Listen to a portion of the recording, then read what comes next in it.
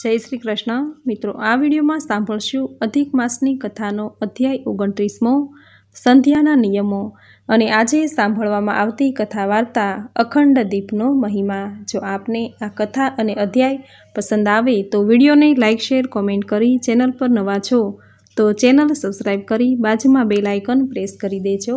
ધન્યવાદ। તો સૌ પહેલાં સાંભળશું આજની કથાનો અધ્યાય 29મો સંધ્યાના નિયમો। વિષ્ણુદૂત પુણ્યશીલ અને સુશીલ કહેવા લાગ્યા કે તમે આવી શંકા શા માટે કરો છો? તમે ભગવાન પુરુષોત્તમની પ્રસન્નતા પામ્યા છો, તેથી અમે તમને ગોલોકમાં લઈ જઈ રહ્યા છીએ।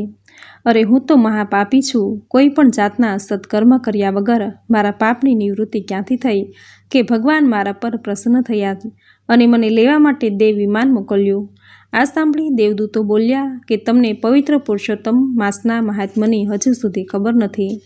આ પવિત્ર માસ આજે જ પૂર્ણ થયો અને તે માસમાં તમારાથી એવું તપ થઈ ગયું છે કે જે દેવોથી પણ ન થઈ શકે। તમે વાનરના સ્વરૂપમાં હતા એટલે તેનો મર્મ જાણી ન શક્યા। તમારાથી અધિક માસમાં અજાણપણે પુરુષોત્તમ વ્રત થઈ ગયું। એક તો તમે મુખમાં થયેલી ગરમીને લીધે કશું ખાઈ શકતા ન હતા, તેથી તમને ઉપવાસનું ફળ મળ્યું। તમે એક ઝાડ પરથી બીજા ઝાડ પર જતા હતા અને ફળો તોડીને નીચે ફેંકતા હતા। તેનાથી જતા આવતા વટે માર્ગુઓ તૃપ્ત થતા હતા, પશુ પંખીઓ તૃપ્ત થતા હતા, એટલે આનાથી તમારે દાન પણ થઈ ગયું। તે દાનનું ફળ તમને મળ્યું। પીડાને લીધે તમારાથી જળ પણ પી શકાતું ન હતું, તેનું પણ તમને નિર્જળા ઉપવાસ તરીકેનું ફળ મળ્યું। ઘણા દિવસો તમે ટાઢ તાપ વેઠ્યા, તેનું ફળ તમને તપ તરીકેનું મળ્યું। અને તીર્થધામ સમા આ પવિત્ર કુંડના જળમાં તમે દિવસો સુધી પડ્યા રહેવાથી તમને પુરુષોત્તમ માસના સ્નાનનું ફળ મળ્યું। આ બધું તમારાથી અજાણપણે થયું, પરંતુ તે બધું શ્રી કૃષ્ણને પ્રિય એવા પુરુષોત્તમ માસમાં થયું। તે તમને શ્રેયસ્કર નીવડ્યું। શ્રદ્ધાપૂર્વક વિધિપૂર્વક પુરુષોત્તમ વ્રત કરનારને ફળ મળે તેમાં નવાઈ પામવા જેવું શું છે? તમારો જે હૃદય પલટો થયો છે અને દેવાંશી સ્વરૂપ મળ્યું છે તે પવિત્ર પુરુષોત્તમ વ્રતના લીધે જ છે। ગોલોકમાં દેવ વિમાન આવતા બે ભુજાવાળા શ્રી કૃષ્ણ ભગવાનને પ્રત્યક્ષ જોઈ તે હર્ષ પામ્યો। આમ પુરુષોત્તમ વ્રતના પ્રતાપે તેનો ગોલોકમાં વાસ થયો। આમ શ્રી નારાયણે કદર્મ બ્રાહ્મણની કથા નારદજીને સંભળાવી। પછી નારદજીએ પૂછ્યું, હે નારાયણ, અગાઉ તમે દિવસના પ્રથમ ભાગમાં કરવાનું કૃત્ય કહ્યું હતું, તે હવે દિવસના બીજા ભાગમાં શું કરવું તે સમજાવો તો મોટી કૃપા કરી કહેવાશે। નારાયણ બોલ્યા, હે નારદ, હવે તે બધું સાંભળો। પ્રથમ પ્રાતઃકાળમાં ધ્યાન પૂજા વગેરે કર્યા હોય, તે પછી મધ્યાહને 5 યજ્ઞો કરી તલથી તર્પણ કરવું, પછી અન્નનું બલિદાન દેતા કહેવું કે હે પશુ પક્ષીઓ, સિદ્ધો, દેવતાઓ, પ્રેત, પિશાચો અને દૈત્યોના સમૂહો, અત્રે મેં આપેલા અન્નને જે ચાહતા હો તે તમે અંગીકાર કરો। પછી અતિથિને જમાડી કાગડા, કૂતરા અને ગાય માટે અન્નદાન કરવું। સંત, સાધુ અને બ્રહ્મચારીઓને પણ ભિક્ષા આપવી। યતિ અને બ્રહ્મચારી રાંધેલા અન્નને ગ્રહણ કરનારા છે, માટે તેઓને અન્ન આપ્યા વગર જમાય નહીં। અતિથિને પ્રથમ હાથમાં જળ દેવું, તેમ કરીને ભિક્ષા આપવી અને ફરી પાછું જળ દેવું। આમ કરવાથી ભિક્ષા મેરુ સમાન અને પાણી સમુદ્ર સમાન થાય છે। બધાઈને જમાડી પછી પોતે પૂર્વ દિશા તરફ મુખ રાખી જમવા બેસવું। કાંસાના પાત્રમાં જમવાથી બળ, બુદ્ધિ, આયુષ્ય અને યશ વધે છે। જમતા પહેલાં સત્ય ત્વંતે આ મંત્ર બોલી હાથમાં જળ લઈ ભૂમિ પર છાંટી ભાણામાંથી થોડુંક ઉત્તમ અન્ન લઈને બોલવું કે ભૂપતિને નમું છું, ભુવનના પતિને નમું છું અને ભૂતના પતિને નમું છું, એમ કહી 3 બલિ આપવા। ભોજન કરતી વખતે કોઈની નિંદા કરવી નહીં, મૌન સેવવું તે ઉત્તમ છે। ભોજનની થાળીની આસપાસ જળનું કુંડાળું કરવું અને ભાતની 3 ઢગલીઓ મૂકવી। ભાત ન હોય તો જે ભોજન પીરસેલું હોય તે મૂકવું। જમતી વેળાએ રસવાળા પદાર્થો જમવા, ત્યારબાદ કઠણ પદાર્થો ખાવા। કેટલું જમવું તેના પર શાસ્ત્રમાં નિર્દેશ કરેલો છે। યોગીએ 8 કોળિયા ભરાય તેટલું ખાવું। વાનપ્રસ્થ જીવન ગાળનારે 16 કોળિયા ભરાય તેટલું જમવું। ગૃહસ્થાશ્રમીએ 32 કોળિયા ભરાય તેટલું જમવું અને બ્રહ્મચારીએ ભાણામાં પીરસ્યું હોય તેટલું આરોગવું જોઈએ। બ્રાહ્મણ હોય તેને શાસ્ત્રએ નિષેધ કરેલું ભક્ષ્ય અને ભોજન ખાવું નહીં।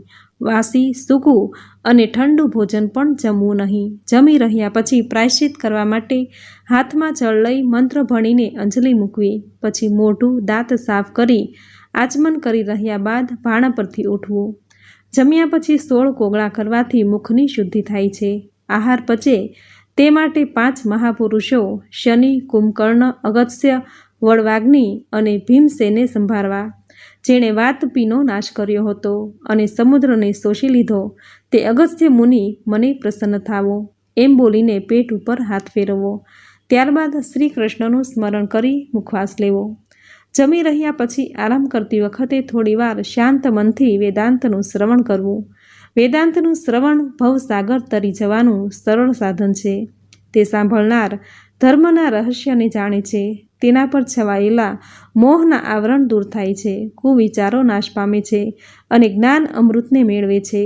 શ્રી કૃષ્ણ ભગવાન સર્વ કાર્યની સિદ્ધ આપનાર છે, માટે તેનું શાંત ચિત્તે ધ્યાન કરવું.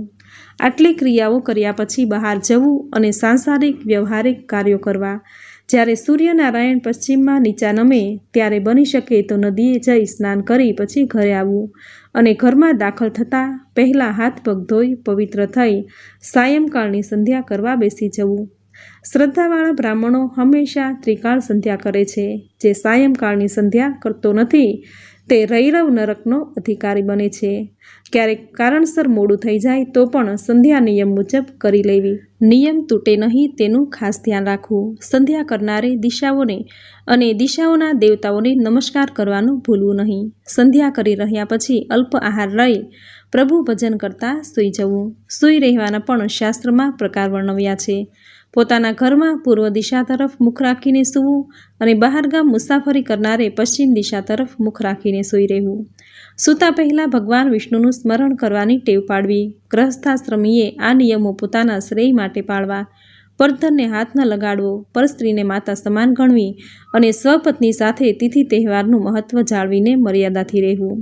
જીવનને પાયમાલ કરનાર દારૂ, માંસ, માટી, જુગાર, કેફી વસ્તુઓ વગેરેના સેવનથી દૂર રહેવું. આ બધા જ નિયમો પાળનારને સુખ શાંતિ મળે છે. તેના ઘરમાં સમૃદ્ધિ વધે છે, બરકત આવે છે, માતા લક્ષ્મી પ્રસન્ન થાય છે.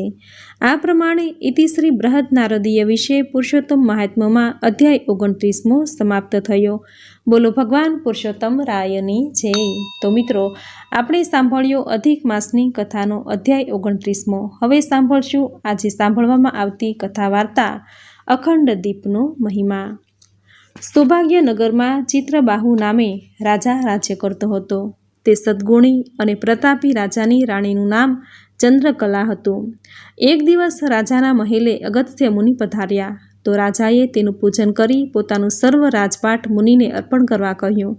તો મુનિએ કહ્યું, મારે આ કંઈ કામનું નથી, તેનો ભોગવટો તારે જ કરવાનો છે. રાજાએ મુનિને એક પ્રશ્ન પૂછ્યો કે હે ગુરુવર્ય, હું સર્વ પ્રકારે સુખી અને સમૃદ્ધ છું, પરંતુ આ બધું કોના પ્રતાપે મને મળ્યું છે? અગસ્ત્ય મુનિએ સમાધિ ચઢાવી જોઈ અને કહ્યું કે હે રાજા, તું પૂર્વ ભવમાં મણિગ્રીવ નામનો શૂદ્ર હતો. તું પાપ કર્મ કરવાવાળો નાસ્તિક હતો. જ્યારે તારી પત્ની સદ્ગુણી અને ધર્મિષ્ઠ હતી, તારા દુર્ગુણોની વાત છેક રાજાના કાને પહોંચી અને રાજાએ તારી માલ મિલકત જપ્ત કરી તને રઝળતો કરી મૂક્યો. તારા પાપે તારી ભલી પત્નીને પણ તારી સાથે વગડામાં ભટકવું પડ્યું. તું જંગલમાં પશુ પક્ષી મારીને તારો નિર્વાહ ચલાવતો. તેવામાં ઉગ્રદેવ નામના તપસ્વી ભૂખથી પીડાતા. તમે રહેતા હતા ત્યાંથી નીકળ્યા. તું એને તારી ઝૂંપડીમાં લઈ ગયો અને તારી પત્ની જે ફળો તોડી લાવેલી તે તપસ્વીના ચરણોમાં મૂક્યા. જ્યારે તપસ્વીની શ્રદ્ધા શાંત થઈ ત્યારે તે તારી કર્મકથની તેને સંભળાવી તો તેણે તારા ઉદ્ધાર માટે પુરુષોત્તમ વ્રત કરવાનું અને આખો મહિનો દીપ પ્રગટાવી રાખવાનું કહ્યું. તમે બંને પતિ પત્નીએ અધિક માસમાં આ પ્રમાણે કર્યું તો સ્વર્ગના અધિકારી થયા. આ ભવમાં તમને રાજ સાહેબી મળી. તમે અત્યારે રાજા છો અને સર્વે વાતે સુખી છો. તે અધિક માસના અખંડ દીપનો અને પુરુષોત્તમ વ્રતનો પ્રભાવ છે. આ સાંભળી ચિત્રબાહુ રાજાને આનંદ થયો અને ત્યારથી બંને રાજા રાણીએ અધિક માસમાં પુરુષોત્તમ વ્રત કરવા માંડ્યું અને હંમેશા અખંડ દીપ પ્રગટાવેલો રાખવા માંડ્યો. અધિક માસમાં જે વ્રતધારીઓ ઘરમાં અખંડ દીવો રાખે છે તેના ઘરમાં સુખ સમૃદ્ધિ આવે છે. આવો મહિમા છે અધિક માસમાં નિત્ય ભગવાનની પૂજા પ્રાર્થના કરવાનો, નિત્ય ભગવાનને દીપ કરવાનો અને આખો મહિનો અખંડ દીપ રાખવાનો. તો મિત્રો, આ વિડીયોમાં આપણે સાંભળ્યો અધિક માસની કથાનો અધ્યાય 29મો અને આજે સાંભળવામાં આવતી સુંદર કથા વાર્તા જે તમે પૂરી શ્રદ્ધાથી અંત સુધી સાંભળી, જે સાંભળવી તમને જરૂર ગમી હશે. તો વિડીયોને લાઇક કરી કોમેન્ટમાં જય શ્રી હરિવિષ્ણુ, જય પુરુષોત્તમ ભગવાન જરૂર લખજો. ચેનલ પર નવા છો તો ચેનલ સબસ્ક્રાઈબ કરી બાજુમાં બેલ આઇકન પ્રેસ કરી દેજો, જેથી આપણા આવતા દરેક નવા વિડીયોની નોટિફિકેશન તમને મળતી રહે. તો ફરી મળીશું આવી જ નવી ધાર્મિક માહિતી, નવી ધાર્મિક કથા સાથે. ત્યાં સુધી આપ સૌને મારા જય શ્રી કૃષ્ણ.